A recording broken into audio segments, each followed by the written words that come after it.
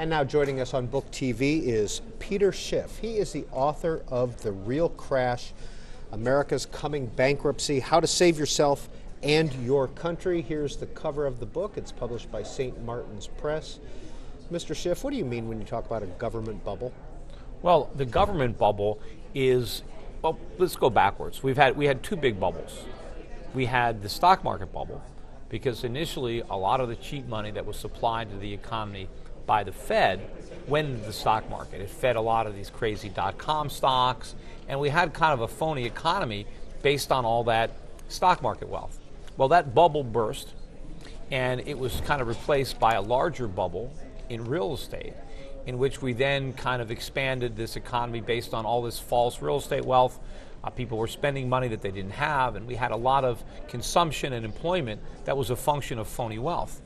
Well, that bubble burst, and now all the cheap money that the Fed is creating is going into the government through the bond market. The government is able to borrow enormous amounts of money at ultra low interest rates thanks to the Fed. And now we have an economy that's dependent on all this excess government spending and cheap money. And you can see the bubble in the price of the bonds. But this bubble, just like the two prior bubbles, is going to burst. And unfortunately, when it does, the consequences for the economy are going to be much worse than they were when either the real estate bubble burst or the stock market bubble. And again, the two first bubbles, the so-called private sector bubbles, what was the federal government's role, in your view, in creating those bubbles? Well, they did create them. They supplied all the air that blew them up. I mean, for the stock market bubble, if you remember the 1990s, when Greenspan was Fed chairman, every time there was a problem in the world, whether it was Asian debt crisis, Russian debt crisis, bankruptcy of Orange County, long-term capital management, Y2K, there were all sorts of things that came around. And the market got nervous, and stocks started to fall, and the Fed came to the rescue by printing money. And it was that cheap money. And by keeping rates too low during the 90s, even though they're higher than they are now, they were still lower than the market would have set them. And you had this bubble. And when it burst, the same bad monetary policies inflated the stock market bubble, the real estate bubble, only that one was worse, because not only did the government, through the Fed, supply all the cheap funding that made all the teaser rates possible, all the subprime lending possible, all the adjustable rate mortgages. They were a function of Fed monetary policy, but you compounded the government era when you had things like Fannie Mae, Freddie Mac, the FHA, putting taxpayer guarantees on mortgages that never would have been originated in a free market, because in a free market, people would have been worried about not getting paid back. But the government basically told the banks, you can lend money to people even though you know they're not going to pay you back, because the taxpayer will. So we had this huge bubble based on that moral hazard and based on cheap money, and of course it burst. Now, a lot of people like to blame the market for that. They like to blame Wall Street. It's not Wall Street's fault. I'm not saying that they're completely innocent. They drunk a lot of the alcohol that the Fed was pouring, and they acted irresponsibly under the influence of that. But you got to look to the source. You got to look at why were so many people so foolish simultaneously, not just on Wall Street. Plenty of people on Main Street were lying about their incomes and buying houses they knew they couldn't afford. They were just as drunk on that cheap money. But unfortunately, instead of learning from its mistakes, they just keep repeating them on a bigger scale. The bad monetary policies that we have now under Bernanke are so much worse than Greenspan. We've got 0% interest rates. That's doing even more damage than the 1% that we got at the lows under Greenspan. And this government bubble is enormous. And when it pops, all the banks that we bailed out in TARP, they're going to fail again, only the losses will be bigger. And the depositors are probably going to lose too this time, not just bondholders. And the government itself might have to default and restructure its debts and not pay 100 cents on the dollar on treasuries. Real estate prices have still got a long way to fall when the government bubble pops. And the scary part is this government bubble is so enormous that the government might try to prevent it from popping as long as possible, which means we have massive inflation before that happens. And if the Fed never pricks that bubble, then we destroy the dollar and we have a currency crisis that will be far worse than the financial crisis we would have based on a government default. Politically, can you foresee the government not popping that bubble that you see? Hopefully they will pop it, because not popping it is worse.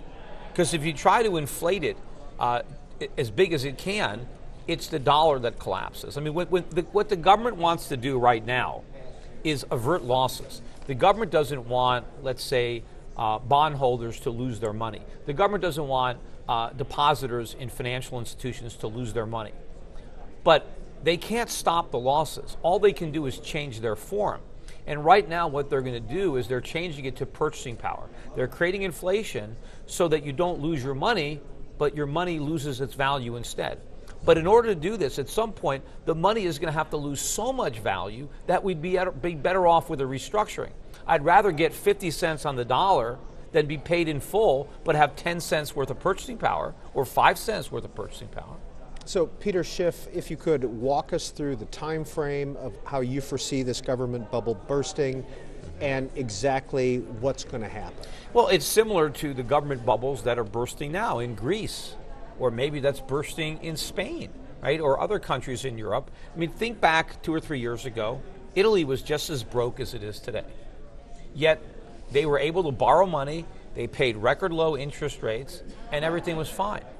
Well, it wasn't fine. It's just the bondholders were asleep.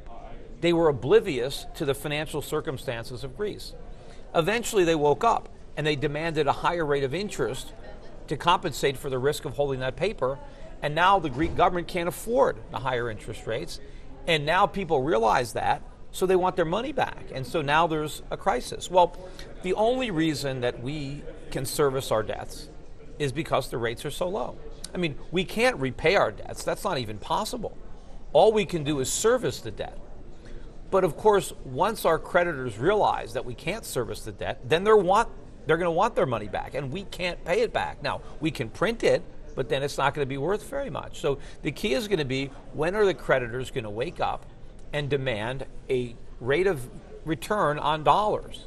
You know, because right now rates are zero, and because there's a lot of demand for dollars right now as a safe haven, even though the dollar is not a safe haven, we're in worse shape than Europe collectively. You know, the 50 U.S. states are in worse shape collectively, and the federal government, than the Eurozone economies are. I mean, we might not be in worse shape than Greece, but when you take Greece, Germany, and everybody else and put them in one community, we're in worse shape than they are. Yet we get the benefit of the doubt right now. We're the safe haven.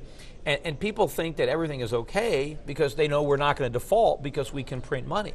But when they realize that printing is worse than defaulting because the potential for loss is even greater, then we're going to see a big spike in interest rates, and that's when we have our crisis. Because either the Fed allows rates to go up, and who knows how high they might have to go. Let's say rates have to go to 10% in order to stop the implosion of the dollar and put an end to inflation. Well, you know, if we have a $20 trillion national debt when that happens, that would require us to shell out $2 trillion a year in interest payments. Well, where are we going to get that? That's like all of the tax revenue. You mentioned the creditors. Who are the creditors that, especially for the United States right now? Well, some of the creditors are other Americans who own treasuries, and there are insurance companies and banks in America who own treasuries. The Federal Reserve owns a lot of treasuries, so kind of we as taxpayers, even though we're not buying them with our own money, we're kind of on the hook for them. The Fed is the largest buyer of treasuries right now, but foreign central banks all around the world. China is a huge creditor. We owe them a couple of trillion. We owe Japan over $1 trillion. You know, countries all around the world, governments are holding on to this debt. You know, there was a story, I forget where it was run, that mentioned that from the peak of the housing bubble until now, they said the average American household's net worth was down about 40%. It's actually down a lot more than that when you factor in each household's share of the new debt that's been accumulated in their name by the federal government. So Americans are basically already broke. That's why I'm saying that, you know, we have to just admit that we're insolvent, because American families cannot repay the money that's been borrowed in their name. So we admit we're insolvent. What's the solution? Well, once you've admitted you're insolvent, then you can't pay, you restructure, just like Greece did. I mean, initially, Greece imposed a haircut of 50% on their bondholders. Well, we've got to do something similar. We've also got to lengthen the maturities. We've got to tell people that have 1-year treasury bills that we can't pay you back in a year. you're going to have to extend the maturity, maybe to 10 years, because we can't